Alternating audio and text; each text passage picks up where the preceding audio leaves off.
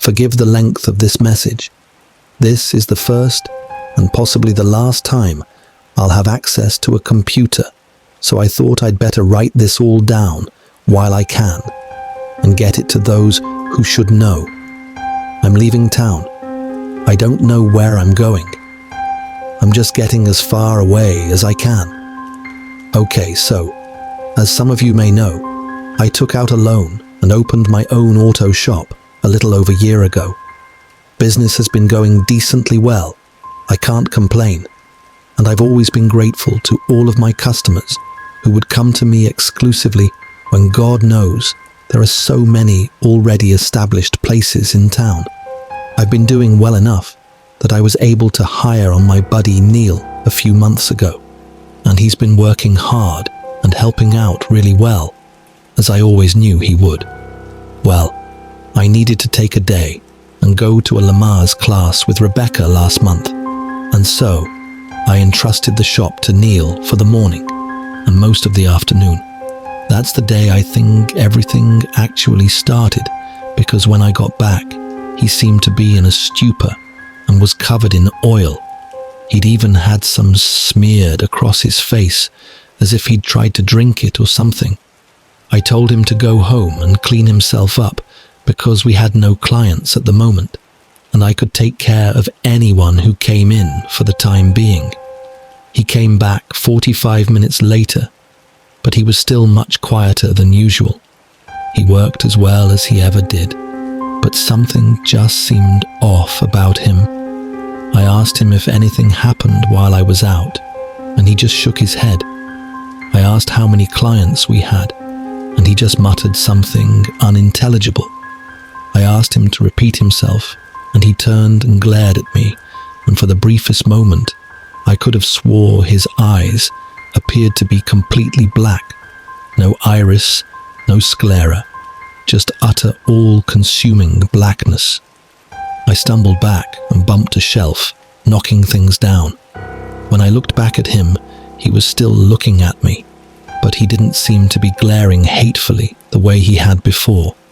He just seemed kind of out of it. Just a couple, he answered. Some woman, and then a tattooed biker-type looking dude. I assumed one of them must have asked for an oil change, and that's when he spilled it. So I asked if he had any trouble, and he simply shrugged. I had looked around the garage while he was gone, and I saw no traces of an oil spill. So whatever had happened, he must have gotten it all on himself, and none of it anywhere else, miraculously. But he seemed reluctant to talk about it, so I didn't press the issue. And we worked on throughout the day. That day and the next were relatively normal, other than him still being awkward and quiet. I asked him if he'd like to go out and get us lunch while I tended the shop, and he said, sure. When he came back, I was busy doing a diagnostic for a client, so he put the food on the counter in the office to wait for me, and he went ahead and ate. I finished up with that customer. We'd have to keep her car overnight to figure out just why it kept dying on her, so I asked Neil to give her a ride home, and then I went to grab my food. He'd brought me some Chinese food and an iced tea, so I opened the soy sauce packets to pour some over my food when I noticed the strangest thing. It was as if the soy sauce was a living thing somehow, spreading out like dozens of squirming, inky black maggots when it fell into the fried rice and burying itself inside. I took the fork and started to scoop out the rice to look deeper inside, and small smoky tendrils would rise from the rice occasionally and dissipate. I was incredibly hungry at that point, but I was way too creeped out to eat that, so I chucked it and the iced tea in the garbage and decided I'd just wait till I got home that evening to eat something I'd prepared with my own hands. I'd never in my life seen anything remotely like that, and I couldn't even fathom how I would ask Neil if he'd noticed anything similar. As cold and distanced as he'd been lately, I was sure he'd look at me like I was Looney Tunes, so I just shut up about it. That Friday, we went down to the old watering hole, as we always do, to get some drinks and watch the local bands play, and Neil was just as quiet and distanced as he had been all week. He's not a bad-looking fellow, though, and so, despite him not really going out of his way to speak to anyone, a woman went over to where he was sitting and started talking to him, and they ended up leaving together that night. Monday morning, I tried breaking the ice by asking how his weekend went. He gave me a nod and muttered, "All right." I asked him if he got lucky with that young woman I saw him with, and he gave me the smallest grin, which was quite possibly the first grin I'd seen on his face in a week, and said, "It went well." I didn't pressure him for details. I knew he'd share if he chose to, and his small grin was enough to assuage my worries and lend me some hope that he might get back to his old self soon. The day was relatively busy until about 3 p.m, so I finally had a spare moment to sit in the office and listen to the radio while I waited on the next client. So there I was, leaning back in my chair with my feet propped up on my desk, when I swiveled around and looked at my bulletin board that sits behind my head with all manner of clippings stuck to it. I had a few Sunday comic strips, such as Garfield and Calvin and Hobbes, that I'd read maybe 100 times since I'd opened shop there. But that day, something was different. The first panel seemed normal, but in each subsequent panel, inky black tendrils crept out from the edges of the frame and from behind the characters. Blood dripped from the ears and eyes, and sometimes even their noses, and in each of the strips, one of the characters would say, "He comes." I sat staring in astonishment for a moment before I realized the tendrils were moving ever so slowly.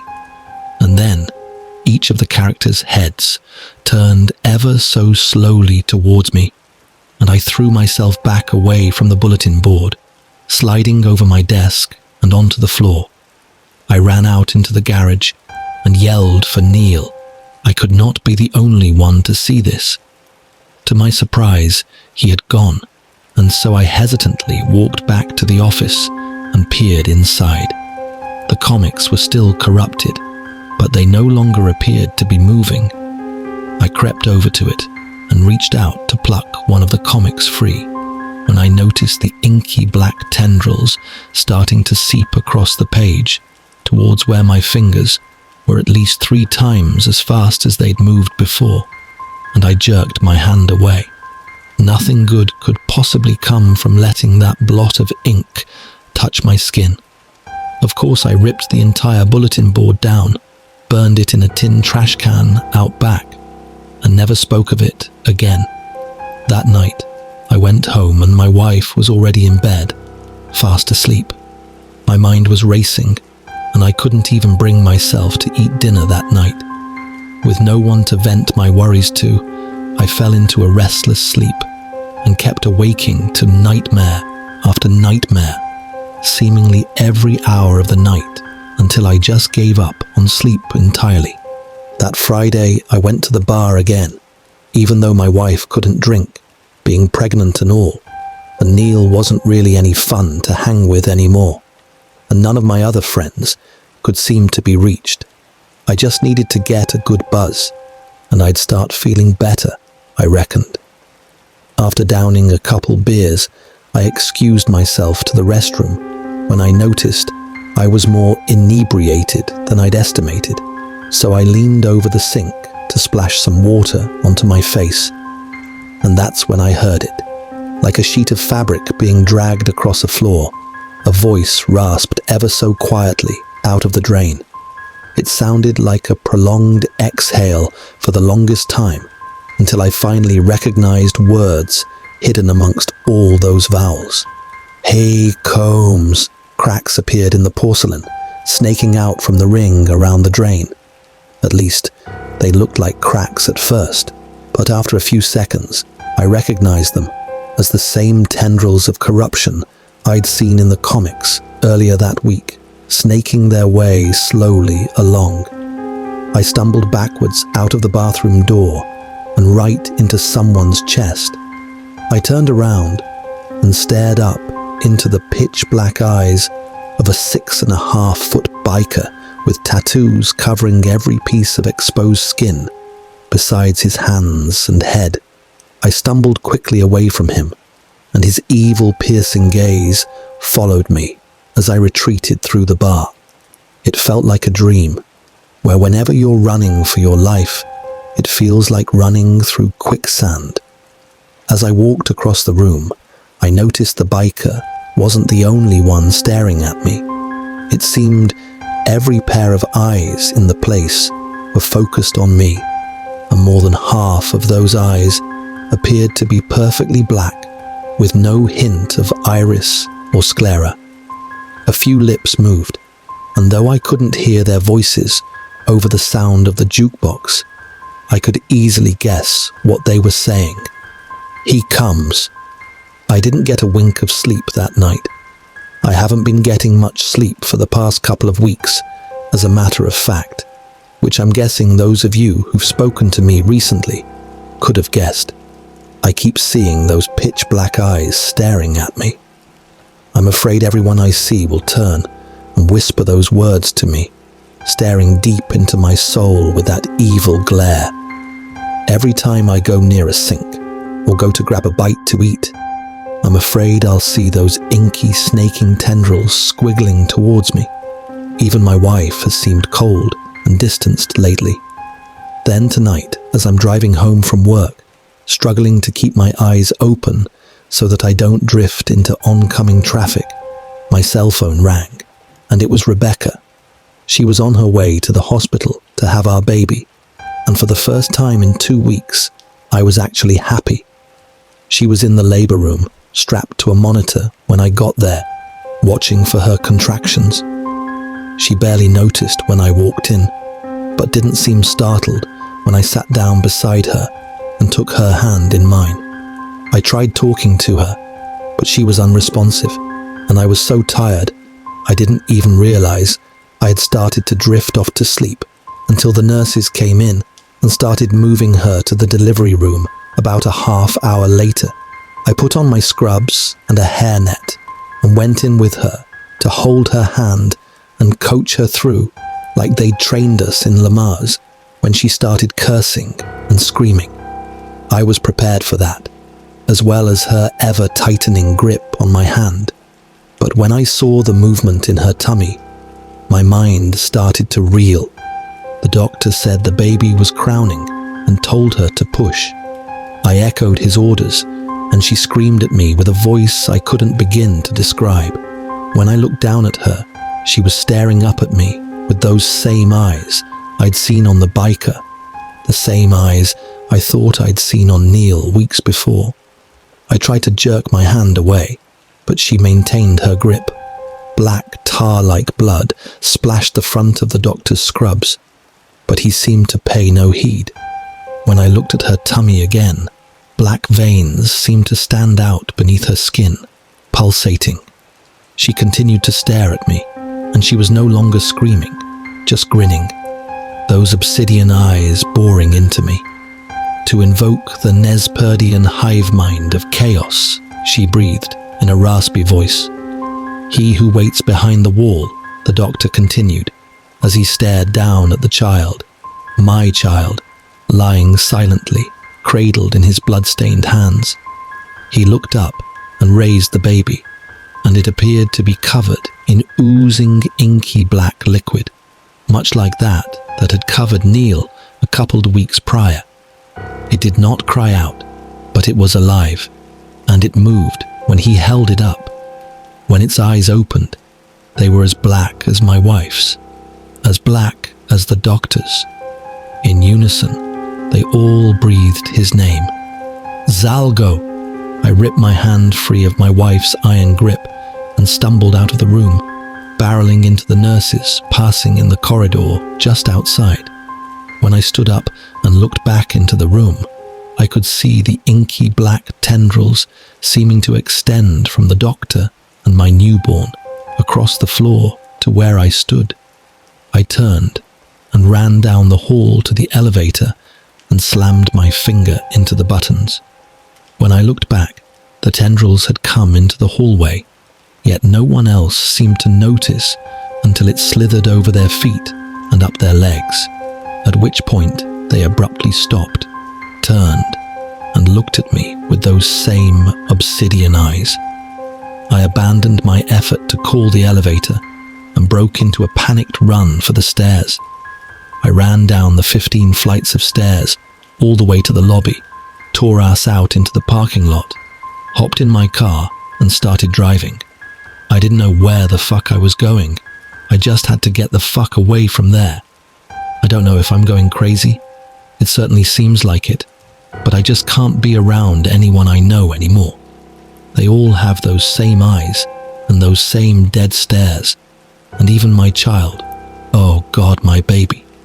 I still saw those eyes staring at me from the cars beside me, and by some strange coincidence, the same biker from the previous Friday night at the bar pulled up beside me an hour away from the hospital and followed me for nearly 2 miles. He'd turn and stare at me, grinning. I couldn't see his eyes through his sunglasses this time, but I knew it was the same guy. His tattoos seemed to move of their own free will. The flaming skull on his right bicep began bleeding from its eye sockets. As soon as I could, I slammed on my brakes, allowing him to fly past me as I swerved to my left and did a U-turn. I think I lost him. That was about an hour ago. I'm at a motel 3 hours out of town, the first place I found that has Wi-Fi, and I'm tired, and I'm shaking, and my hand itches where my wife's nails scratched me open. I honestly don't know what to do, or who I can turn to. This story will sound insane, and I'll probably be institutionalized, and I'm not sure that wouldn't be the best thing for me, but I just can't bear to look into those eyes anymore. Every time I see someone new and they stare at me, I start to panic because I just know it's out there looking for me, whatever it is. And even when I lay down and start to drift off to sleep, I hear those words, "He comes."